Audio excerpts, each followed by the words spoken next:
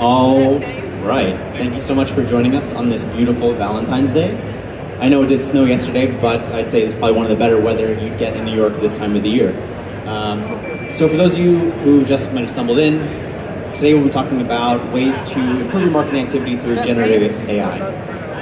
Quick synopsis of the agenda. I'll be giving an introduction, some background into the history of chat and some of the general uses. Then I'll pass it over to Michael, the founder of SmartSites, who will go into some specific use cases.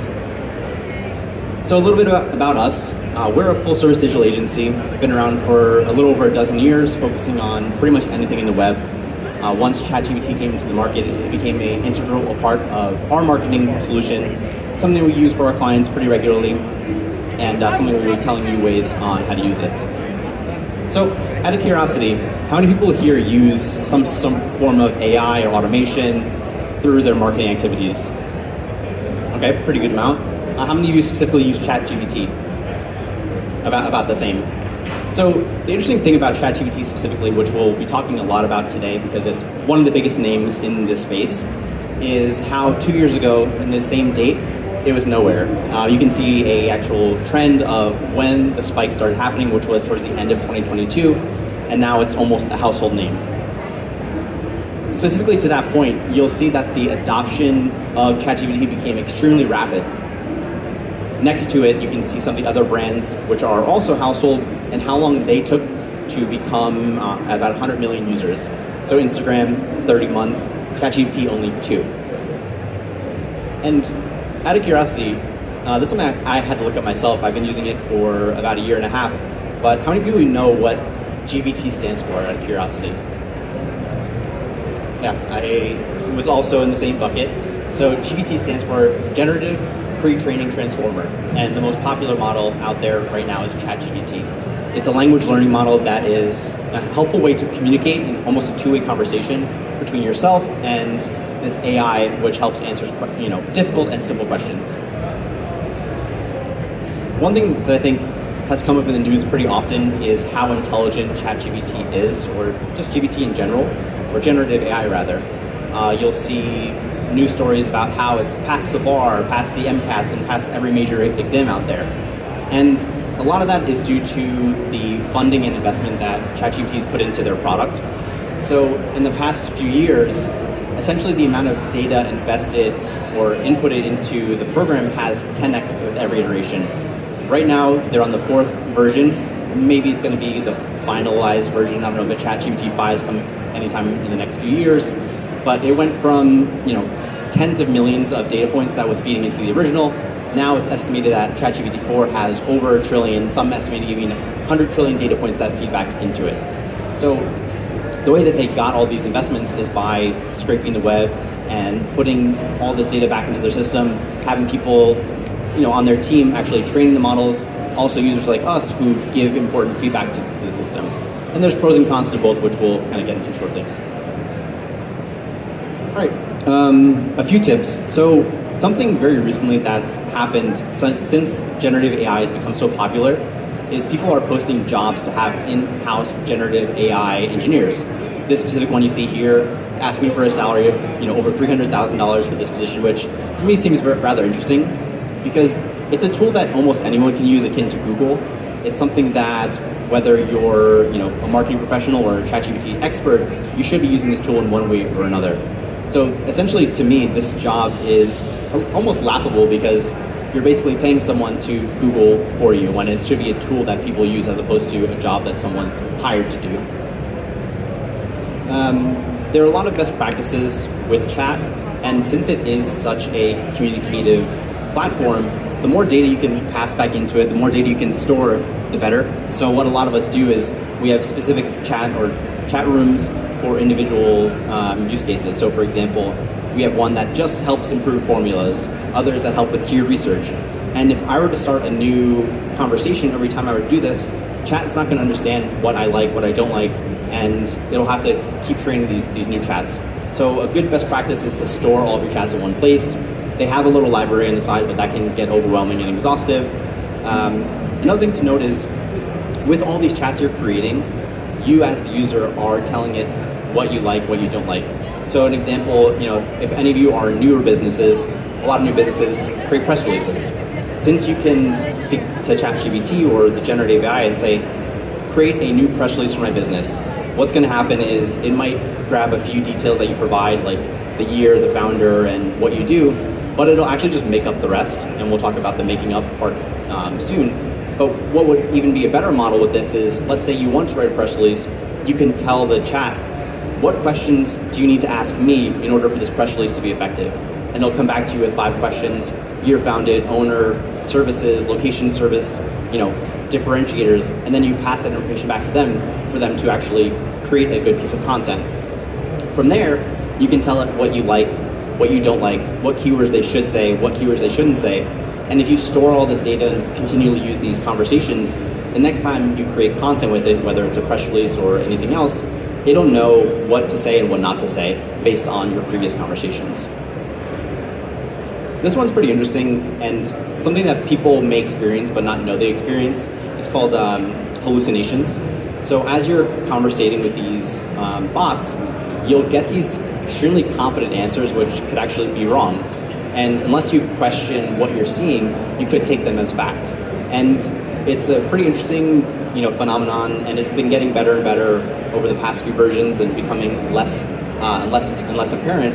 But I was just doing some research yesterday and found some pretty interesting examples. So here's one. What was the world record for the fastest crossing of the English Channel on foot, which is clearly impossible. But the chat responded with some time and statistics and even people associated to this quote-unquote record, which doesn't exist. So you have to be careful about how you take these inputs, because most people might understand them as facts as opposed to a scrape of the web. Another thing that I think is a pretty funny example, so we work with a lot of car dealerships, and Mike was actually doing some research. Mike's one of the owners for one of the brands that we've been working on, and accidentally typed in something incorrect. So he put something like Honda Camry or Toyota Accord, something like that. And instead of the chat saying this doesn't exist, it ended up giving us a full write-up on how powerful the Honda Camry is, the horsepower, the price, the mileage, for something that is almost fantastical. So be careful about what you're seeing and how you actually react to it. So with that exact thing in mind, I try to understand how people take this data, because there are certain things which are just clearly false and wrong, but others that, unless you question it, you don't know. So most people have experienced it, or maybe they don't know they experienced it, and here's how many people actually fact check the work. So pretty interesting. And I know it's a little tough to see, especially if you're in the back, so if you want to get a copy of these slides later, definitely just hit us up after and we can treat them to you via email. The last thing I'll talk about here is just the data privacy portion of anything like this. So when you sign up for any sort of generative AI or ChatGPT specifically, your data is set to be shared. So every conversation that you have can be fed back into the system, which, for better or worse, is good to make their program better. But I encourage most people to turn this off, because you don't want your public data to be pushed back into ecosystem. And it can actually be as simple as someone guessing the string of the chat that you made just by sheer brute force. A recent example, this was last summer. Samsung employee actually asked ChatGPT to fix its code. So it inputted hundreds, if not thousands, of lines of code into the system, and now the data became publicly accessible because their sharing settings were off. So most companies now, especially for engineers and developers, can make this sort of privacy violation a fireable offense, or at least highly discouraged. So just be careful with what you put in. Mike has some examples of how he's used it and how his data might have been breached if he hadn't properly had these settings restored. So hopefully that's kind of a quick background on some of the tips and tricks in the program and the background. But Mike is actually going to go into some specific examples about how it's used and can also introduce himself and his background. Thank you, Matt. All right, does everyone hear me? I know it's so loud here. Awesome. So awesome, Matt. Matt was actually one of our first employees. We've been around for a little bit over a dozen years. And we have right now over 300 employees, but Matt was one of our first. Generative AI and organic SEO. So a few years ago, if I was talking to you about this, it would be taboo. It would be illegal. It would be, in our industry, called black hat, right? You're not allowed to do this. Okay, What changed? Because it's okay now. Here I am. Google changed, actually. So before, Google said that content is for humans by humans. And that was a stance Google hung on to for decades. And myself and everyone in my world, in the SEO world, thought that that would never change until one day in February 2 years ago, it did. And all of a sudden, and it was a small change to even announce it. Only people who live and breathe this stuff, they notice the change. A small little change made a huge difference here. And they said that we care about high quality content no matter how it's produced. And actually went on to say that it's not necessarily that AI content is better than human content. They flipped it, right? Okay, since then, they went a little softer. They said it's okay-ish, because what happened is a lot of people automatically generate this content, and they realize that this content is trash, right? They realize it's full of hallucinations, right? They realize that while that first article looked really good, all of a sudden, everyone's generating articles based on the same exact topic, and it's all of a sudden the same stuff just said different ways, right? So now Google says, it's okay, but as long as you don't use it to manipulate search, which is kind of like this gray area, like I'm not manipulating, I'm just using it, right? So let's dive a little bit into this. Okay, first thing is ChatGPT, if you're using it to write content, say for your website, for SEO purposes to rank higher in Google, ChatGPT isn't the end, it's the start. Right, so you could go there and you say, listen, I'd like to draft a blog post. I want to write about these building codes in New York City, whatever. It starts, it gives you something, right? The big mistake a lot of people make is they take this and say, okay, I'm ready to publish, right? That's the big mistake. It'll be factually wrong, and then dozens of other websites will have very, very similar content to you. So similar that, by the way, sometimes I get emails, and I know these emails are ChatGPT, and I go to this person, I'm like, I'm not even going to read this 3-paragraph email. I know you didn't write it, right? So people who use it a lot start to be familiar with it and know this is ChatGPT, and if I could know, Google could definitely know. Okay, so what should you do? Start with ChatGPT. That should be your draft, right? Really just like the raw starting point. And then you got to review it manually, for fact checking and also for storyline, for narrative, etc. Right? And then, by the way, what ChatGPT is actually really good at, it's good at editing. It's good at grammar, right? So if you're editing some stuff, you can put it right back and say, edit it just for the grammar, right? Here's some graphs I have. Might be a little hard to see, but it's the consensus with all marketers right now. Most people use ChatGPT for initial research, maybe for initial draft, but definitely not the final version. And whoever does it, that's a big mistake that they're making. Don't trust the YouTubers. A lot of YouTubers, they're like, hey, we made this 1,000 articles, I click on a button, look at our website. I go to the website, by the time I see it, it doesn't exist on Google, right? Google found it. But the video still ranks #1 on YouTube, so. Okay, make AI sound more human, right? The more instructions you give ChatGPT, the better. Without it, it will sound like the same way it sounds for everyone else who's using it, right? So you can give it styles. I want you to be fantastical, I want you to be illustrative, I want you to be concise, I want you to be like marketing ad copy, I want you to be persuasive. You could do authors, you could say, hey, make my style like Ernest Hemingway, he's very concise, right? You could also say the audience, and you should definitely always say the audience, right? I'm writing to millennials, my audience knows the topic very well. So don't write on the surface, go into detail, because my audience, they're actually engineers. They know this very well. You could also big brands you could also reference. Write like Apple writes. I love Apple.com, write in that style, don't do that. And the more examples you give it, the better. You can actually just give it full articles. You can say, hey, I'm going to paste an article and just use it as an example. Don't answer a question, just confirm that you got this article. And you copy and paste full articles. Like I like this article about the topic. I like this article about the topic. And just give it to him. Keep feeding. Say, keep this. Say, confirm receipt. They got it. And then ask it to write what you actually want it to write. Generative AI loves spreadsheets. When I talk to people who use ChatGPT, most people, just use it as a chat back and forth. They don't actually use it with data. It is the most powerful with data. It's the least powerful with the back and forth. Right? For example, on our website, we wanted to feature testimonials. The problem is we have hundreds of testimonials. Actually, we have over 1,000 testimonials. So, there's the challenge. I said, hey, how do I feature my 10 best testimonials on my website's homepage when I have over 1,000? that's work for an intern for weeks and weeks and weeks, right? And how would they even judge it, right? Anyway, I went to ChatGPT, I put it on a spreadsheet, say, hey, ChatGPT, give me the 10 best testimonials from here. And actually, again, I put a spreadsheet, and again, you can't see it, the screen here is small, but it did something really genius. It goes, okay, understood, it took it all in, it says performing sentiment analysis.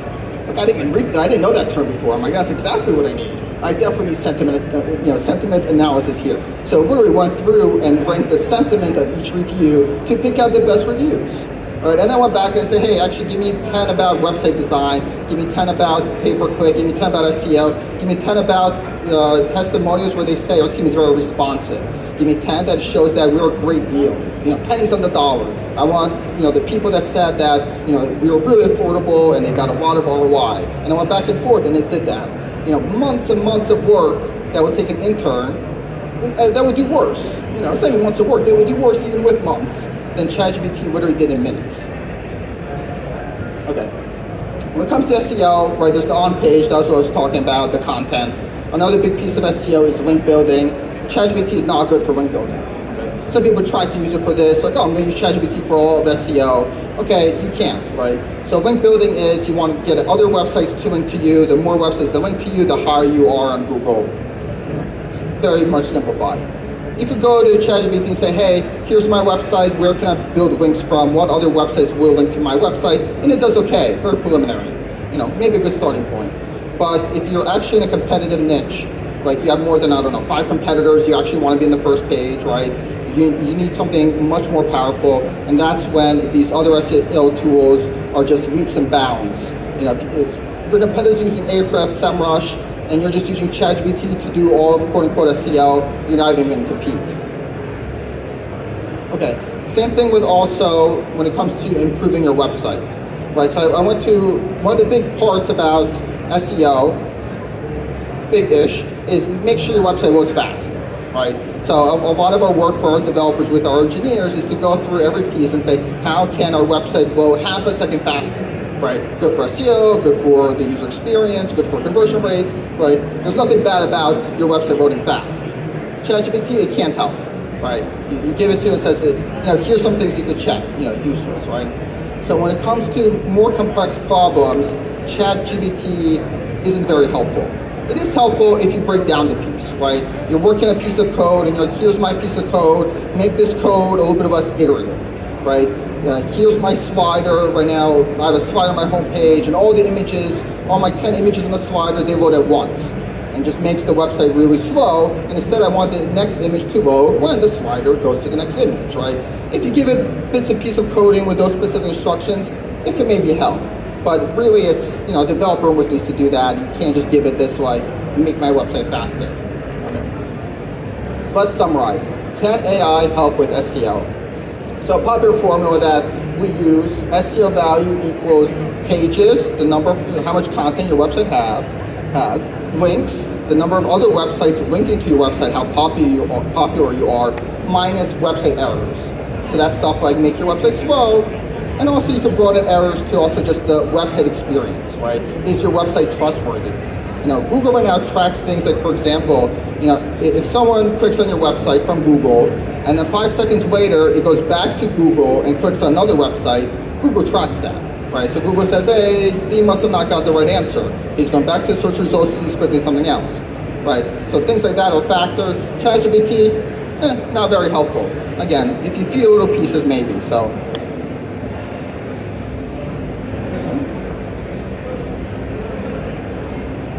Pages, helpful, you just gotta use it right. Links, not so much. Website errors, website optimizations, a little bit if you know how to feed it. Okay, generative AI and social media. Can ChatGPT and these tools help you build your brand on social media? Okay, first thing is you can use it to create images, but you gotta know how. So here in this first example, I went and I said, I wanna create a Valentine's Day graphic. And it came back with these graphics that with like random, they're not even words, they're random letters, they make no sense, they're not English, they're not any language, it's random letters. I guess it's pink. That's really the only thing it got, right? Useless, can't use it for anything. Okay. Now, but I'm using a different tool, now I'm using Canva through ChatGPT. Okay, and now I gave a little bit more instruction. I said, hey, it's for SmartSites, and here's the SmartSites logo. Please create me a social media graphic for Valentine's Day for SmartSites. We're a digital marketing agency. Yeah, it didn't use anything. Also very bad, right? Unusable. Valentine's word is like in 2 lines. It said it received my logo and used it, but it obviously didn't, right? Okay, but if you get specific, right, you come with it, and I said, hey, I want, for Valentine's Day, I want a brain in the shape of a heart inside a light bulb, which is a play in our logo, right? Now that's something. Now that's something usable, right? If I went to my graphic designer and gave him the same instruction, that would be hours of work and probably wouldn't be as good, right? And by the way, you can use ChatGPT to help you with ChatGPT. Right? You can actually go to ChatGPT and say, hey, I want a Valentine's Day graphic for my brand. Here's my brand. What instructions should I give you to create me the graphic? And they'll come back, right? It's that two-way conversation that Matt was talking about. Okay, now I took my graphic, right, and I say, okay, now I want the actual post, right? What is it going to say? And here also, I'm going to compare 2 different generative AIs. Gemini is here on the left. And Gemini is, you guys might know it as Google Bard. They just rebranded to Google Gemini, and they basically just totally copied ChatGPT in terms of user interface. I'm sure like their engineering scope was like, look at ChatGPT and copy as much as possible, and they were very successful in doing so. But again, hard to read, and later, you know, if you reach out, I'll give you the slides. ChatGPT is much better. All right. They both use the joke, roses are red, what is it, roses are red, help me? Violets are blue, and then the Gemini one was like, and then you say boo. It's like, all right, I think you gotta go all Halloween in there. That makes no sense, right? ChatGPT also used roses are red, violets are blue. Hold up. My vision is bad. Let me see if I can read this. Roses are red, violets are blue. If your website's on page 2, users might forget you. That's pretty good, right? I told it to be funny, by the way. Both things, same exact prompt. This one did much better. Let me see if I can read another funny one. Oh, don't leave your website home alone this Valentine's. Swipe right on killer content and PPC campaigns that'll make your analytics fall in love. It's pretty good. ChatGPT did much better than Gemini. Gemini needs some work. They're both, Gemini, by the way, is free. Anyone can use it. Okay. One big thing, especially when you're talking about social media, right, is originality. Right? People want it to be genuine, and kind of like it's a little bit counterintuitive. How can you use artificial intelligence to, well, not be artificial, right? Okay, and the easiest way to do that is actually start with something original. So, real picture of my kids, right? 2/3 of them, right? And I said, make them into Barbie dolls, right? And it took my kids and it made them into Barbie dolls. Right? No one else would get that because it's based on my kids, right? And by the way, when I did this, it was before I knew to turn on data privacy like Matt suggested. So I'm almost scared, like, you know, one of these days someone's gonna put in like, I want like a 9-year-old girl on ChatGPT, and you know, you see this like someone that looks like my daughter with like 6 fingers. So hopefully, you know, that doesn't happen. But it does have that picture now, and it uses it for training data. And again, if you don't want it, now I know I don't do it anymore, I make sure to toggle that privacy setting. I don't want it to use pictures of my kids as training data. Image styles. Yeah, you can do a lot with this. I had fun with this. You know, I had a lot of fun with this. All right, what are some ones? Pixar style, hippie, cyberpunk, retro vintage, crayon, Salvador Dali, realistic, scary. And they're all something like, I want a robot with a light bulb for its head. Our logo being a light bulb, you know, with a brain inside, so it's kind of playing on that. You could give it these styles, and it does just like, I mean, ridiculously awesome artwork within seconds, literally within seconds. Right? You give an instruction, you know, I get it back, I don't like it, but when sometimes I don't like it, I say try again. I mean, giving different instructions sometimes. Try again, make it better, more colorful, try again, right? Stuff that would take you weeks, months to work on it with a designer, now literally takes minutes. All right, here's another one. Videos are also really good. I haven't found any good generative AI video creation that actually works well on social media. You know, there's ones that look really cool, and with like enough like editing and using it, you could actually create some really cool stuff with it, but in a scalable way. And I talked to a lot of people in my industry, same thing, you know, they tested before. They said, hey, you know, I'm gonna talk and then I'm gonna, you know, use this AI thing. It's gonna make me a little Pixar image and I'm a little character talking instead of me talking, and it usually performs worse. Because again, it kind of goes back to like, all right, well, you know, users are seeing something not genuine. They'd almost rather see your imperfect face than an AI trying to make you more perfect or cartoony or different. And again, you could do it, but you know, I just haven't found it. It's a pretty good one though. Opus Clip, if you give it a long video, it'll be really good at taking out the really good parts of it, right? And you can think about it, you know, if you guys are, you know, being in construction and whatever industry you are, being on the field, right? You could have someone, you know, maybe like with a camera or something, right? Recording a lot, you know, just always recording, right? And they sell all these little, you know, things they could put anywhere, and like you could record like 10 hours of video, right? And it, you know, costs like nothing, right? And then you could actually put it into this tool, right? Because think about it, right? You know, if I'm working a project for 8 hours and I give this 8 hours of content to a video editor, how long is it going to take him to watch 8 hours? It'll take him 8 hours to watch 8 hours, right? But if you use Opus Clip, this AI tool, it watches your content and it can pick out the best spots, right? And it's pretty good with it. You know, and it also gives you these captions and makes it like the right format and the right number of seconds, etc. So again, it's one of those things that, you know, totally generating from nothing. Right now with video, it doesn't really have such good solutions, but you could definitely use AI with you're starting with something and you want to enhance it, you want to make the work more efficient. All right, pay-per-click. Another usage of generative AI is, can it help you with paid search, paid social campaigns? Can it help you with paid advertising? All right, here's some use cases. It's pretty good, at least good for like starting point. I'll say that, right? I went there and I said, hey, I have a construction business. What paid ads, you know, where can I pay to advertise online? And it was pretty good. It said search campaigns, right? You could bid on keywords like construction company in New York City on Google search. It said display.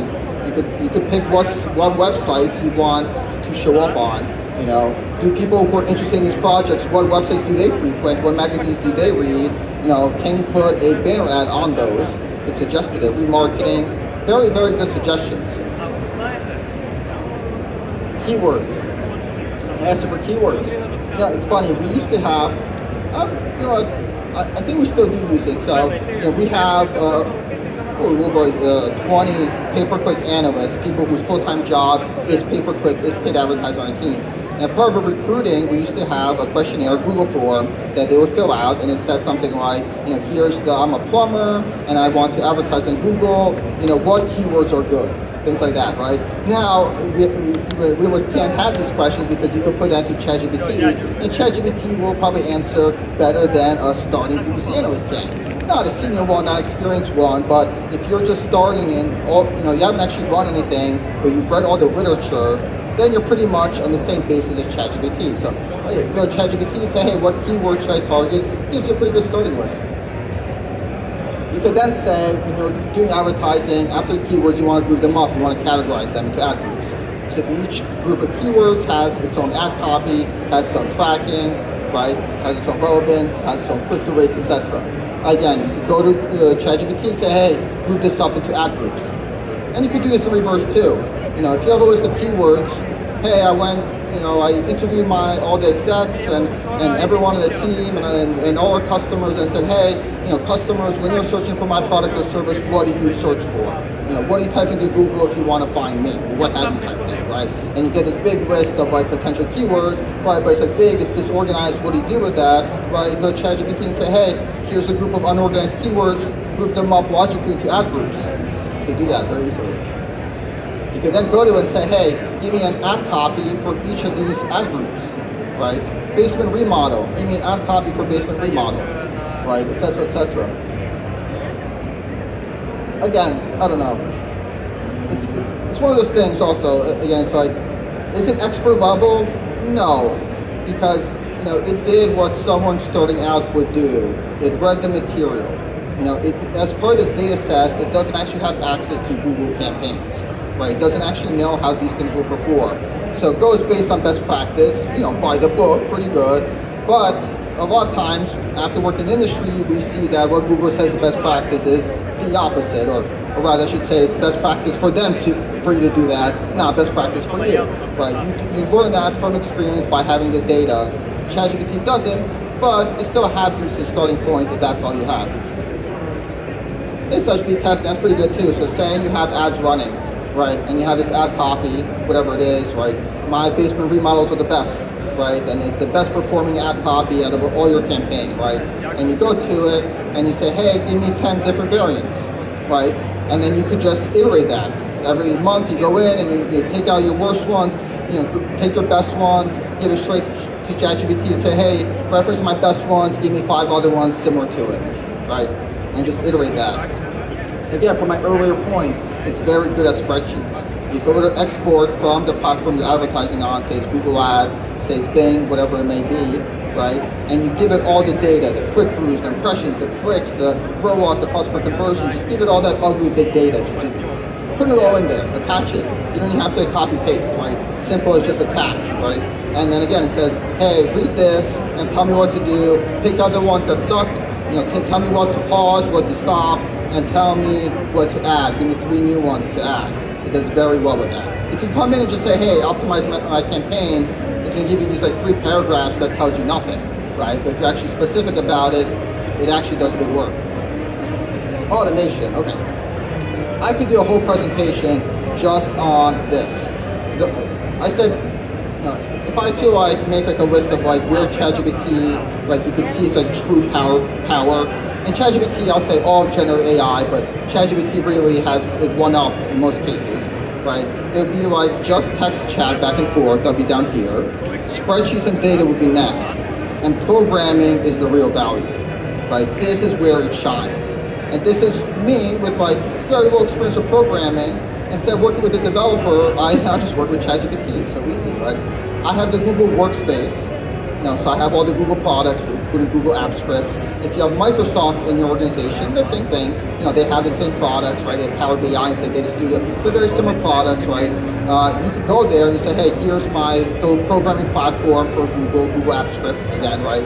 And I would say, hey, do this for me. And write me a script that does this, right? It's basically whatever ChatGPT can do, you can make it write a script that does it. So, for example, one of the scripts we wrote for our organization, actually before ChatGPT, but ChatGPT could do it too, right, is we run PPC for hundreds and hundreds of businesses, right? We've realized that sometimes their landing page breaks, right? The landing page goes down, right? And what happens is I waste thousands of dollars for this client, and the user goes to a landing page that is down, right? And in some cases, depending on how it's down, Google tells you. But in some cases, Google doesn't tell you, right? So all of a sudden, you could be spending thousands of dollars on a broken landing page, leading to the 404 page, right? And what in our case, what happens, who finds out, it's usually the client's customer calls them and says, hey, by the way, I don't know what you're doing with your ad guys, but I clicked on your ad and it was just a 404 page, and then we get this angry call and it says, hey, what the hell? How much money have you spent on this broken landing page, right? Okay, so I said, all right, how do we solve this, right? Do I have an intern going to every single landing page, every single website, every single day, still works, or can we be more efficient with it? So again, you can go to ChatGPT and say, hey, write me a script on Google Apps Script, whatever your platform is, where it takes all the landing pages I have for all my PPC campaigns, connect to Google Ads, and check if they're working. Check the status code. If it's 404, or if it's blocked, or if it's unauthorized, or if it's even, you can get into technical specifics, but sometimes you only know when the size of your web page is really small. It doesn't actually throw an error, but everything broke. And the only way you know is you can say, hey, this web page used to be 1 megabyte, and now it's 2 kilobytes. Something is off here, right? You could have it write a script, and again, you could do that and say, hey, write a script and make sure it runs every single day, and you could do that. You could also do it similar, but you could say, hey, I have a spreadsheet. I love spreadsheets. I have a spreadsheet, and I want you to go to all the websites in column A, right, and check check the price, check the heading tag, check whatever it is, right? You can have it do this scraping and analysis. Again, I could do a whole series just on the automations and the scripts you could do with ChatGPT. You don't have to be a developer. You could really do it by just like with common knowledge. ChatGPT walks you through it. If it gives you a script and you're like, what the heck do I do with this? You would go to ChatGPT and you say, what the heck do I do with this? And ChatGPT will tell you, like, oh, go here, click this, click add new script, click here, and then you're like, maybe you're stuck again. You're like, hey, I'm stuck, I got to this point, what do I do? And it tells you. So have that two-way conversation. Really, with ChatGPT, everyone should be a developer, everyone should be a programmer. If there's something manual you're doing that takes like more than 30 minutes where you're just like clicking and checking things, have it write you a script, do it in 5 minutes, do it in 10 minutes. Especially if it takes you hours or days, right? And I told it to my team, right? It's like, you can imagine, big organization over 300 people, so many things were done manually where it shouldn't be. Even like these high-level people making six figures or spending hours just like doing this like mindless data entry, and they're like, well, I didn't have like a staff member available at this minute, I need to get it right away. Yeah, it makes sense, but learn ChatGPT, do it in 30 minutes, not 3 hours. All right, closing thoughts. All right, AI today is like the internet boom in 1995. Okay, so what does that mean? That it's going to be a bubble. It's going to burst. Right? There's so many players in the AI field right now, and most of them are horrible, so bad. I've tried dozens and dozens of tools, and these companies, they're billion-dollar investments, hundreds of millions of dollars investments, and I go in, and there's so much promise, and then when I do it, I'm like, I always think that they must have taken half the money just for the demo, because the demo always looks so good, and then when you go to use it, it's horrible, right? So there's going to be so many tools out there, but it's going to shake up, and we're going to see what people are actually left, and 90% of them, they're going to close down, right? So when you're making investments like in your business and you're looking at these tools, you got to keep that in mind, right? Definitely it's worth investment. You should look into it, but keep in mind, hey, will this actually be around once they run out of money and they realize that, this product is not so good? GPT, so this is pretty crazy actually. So ChatGPT, there's so many different AI platforms, right? But ChatGPT says, listen, we know that the most successful companies, right, it's ones that have this like open platform, right? Like Apple is so successful, and part of the reason why is they created the App Store, and they said, hey, we're not going to be the only ones writing our software. Anyone could write software to work on an Apple iPhone. Right? It wasn't like that before, right? But all of a sudden, all the big companies, that's exactly what they did. With Android, with Microsoft, all of a sudden, it's not just like this closed system, like Xerox, you have this, machine, but it's only Xerox products here. You can't write a little app for your Xerox copy or scanner, whatever it is. It's just Xerox product there. But all the big companies, the one thing they did is they made it open, and they said, hey, we're going to be a platform for creators, because we know that it's not our 100 developers who are the most genius, or we're going to have the best ideas always. We can make it open that all of a sudden there's millions of people feeding into it, and millions of people, the chance of someone having this amazing idea and totally revolutionizing our product is much, much higher than if you keep it in store, right? So they have it, they call it GPT Store, it's like a Play Store, and right now there's dozens in there, maybe even hundreds, of other programmers, other developers, other companies that wrote code on top of ChatGPT. And by the way, if you're into it, it's very easy to create one. Very easy to create one. I went in and created one where one of the struggles I have with ChatGPT with SEO and websites is I'd give it a website, right? And it would just like tell me like surface level of like, you should look at keywords, you should look at the title. And I'm like, no, I don't need like a blog post about what I should look at. I want real actionable advice of what I should change. So I went and I created my own GPT, right? And I fed it data. I fed it all of Google's practices, right? Like any PDF that I could find on like Google's like Search Console, Google Webmaster Tools, I downloaded and I gave it to them. Like, here it is, here's everything. Learn from all of this, right? And then I said, listen, this GPT, what it's going to do, it's going to give you practical advice. I want specific changes that you can forward to a developer to do. How much time do I have? 10 minutes. Very good. Cool. We'll open up to Q&A in just a bit. Perfect timing. So I created this GPT, right? And then I gave it a website. And I said, hey, here's the website, here's my target keyword, and it replied with exact changes. Some pretty good ones. There's actually one change that I myself, doing this for a dozen years, I didn't find, I missed. And it gave me a good suggestion. It said, hey, on the footer, you should list your service areas in this way. I'm like, you know what, I didn't think of it, that's a decent idea. I went ahead and did it. Okay. should you implement or resist artificial intelligence? And the best metaphor I like to use here, because a lot of people are scared of AI, and they're scared of AI, and they're confused about AI, right? And they think that AI is going to steal their jobs. And in some cases, that might be true. There might be some downsizing. But really, how I like to see it is, it's like farmers getting the tractor, right? So the tractor did not replace the farmer, but what did it do? It made the farmer better, right? He could produce more with the tractor than before. His QA was better, right? The product was better, the quality was better, right? Now he could rest and actually not have to work all day, right? All of a sudden he made it better. Okay, but who did the tractor replace? It replaced the farmers who did not use the tractor, right? That's what's gonna happen. ChatGPT is not going to replace writers. It's going to replace writers that resist ChatGPT. It's not going to replace lawyers, but it is going to replace lawyers that are not going to use ChatGPT. Pretty much across the board, ChatGPT will just really drastically, dramatically improve efficiency and productivity across the board. It's like, I don't know, you're a researcher and you refuse to use Google and you're just going to a library reading physical books instead of Google. It's like, all right, well, eventually, that's not going to work out for you. That's all I got. Welcome to Q&A. Thank you. If anyone is interested in digital marketing, we're SmartSites.com. We're nearby. But we'll take Q&A now, and I'll have Matt join me upstage. Yes, questions. If you have a question, please line up behind that microphone. We have one question up. If you have a question, please make a line. All right. Oh, that was a bit loud. Sorry about that. Yeah, so first and foremost, thank you so much for this presentation, this speech. It's not a lot of information about AI, especially in the context of the last developments with the large language models, so thank you for talking about that. My biggest question is, what's your opinion on the conversational AI, which is currently developing? There is a huge use for that technology in real estate, right? There are companies that are already targeting straight go to the owners, let's say, get the off-market deals from them by reaching out straight to them, right? Skipping the step with the brokers.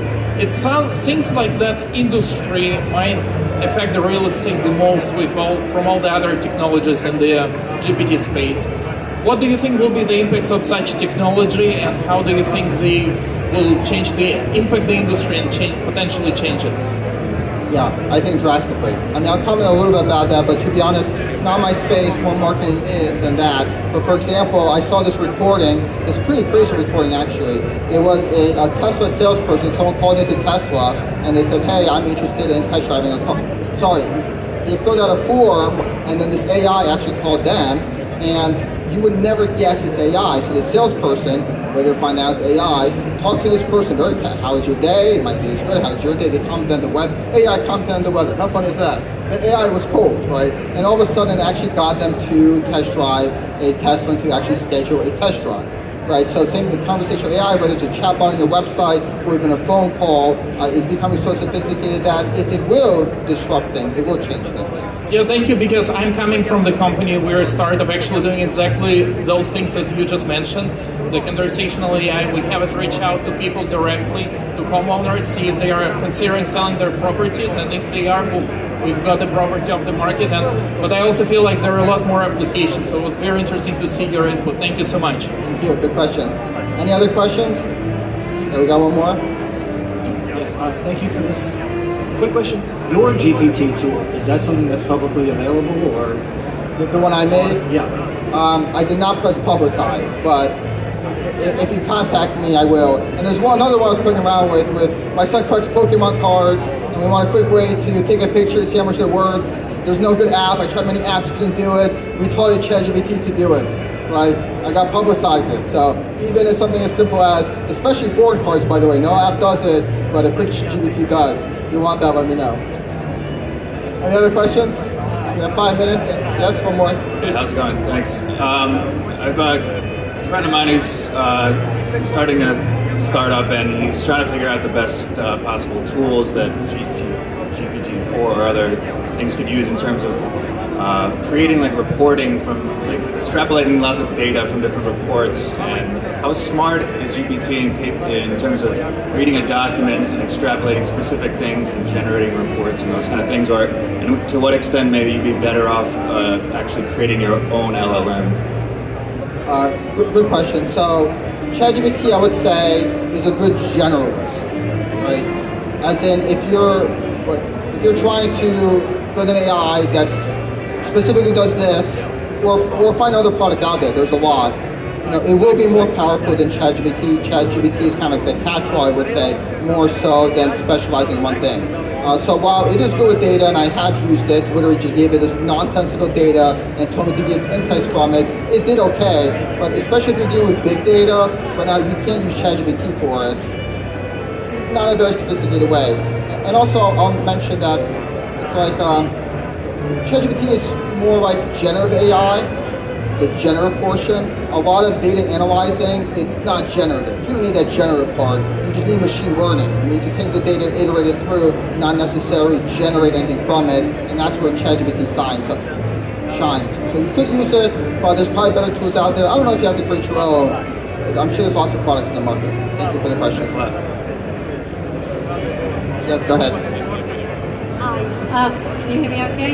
Yes. Okay, great. I'm a huge fan of AI and the fact that you can go into this playground and really kind of hone in on exactly what you want to do, from content generation to documentation, integration, etc., etc.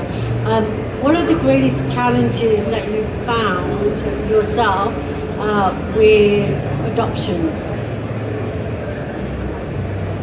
Adoption, like inside an organization, or inside organizations. So because you're changing human behavior, right? People are naturally quite nervous or kind of like write it off altogether until they kind of go in and they're like, hey, this is actually quite a creative tool that supports, each and every one of my employees.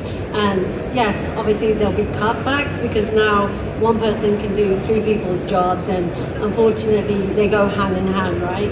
Innovation and, I guess downsizing, because now you have these technological,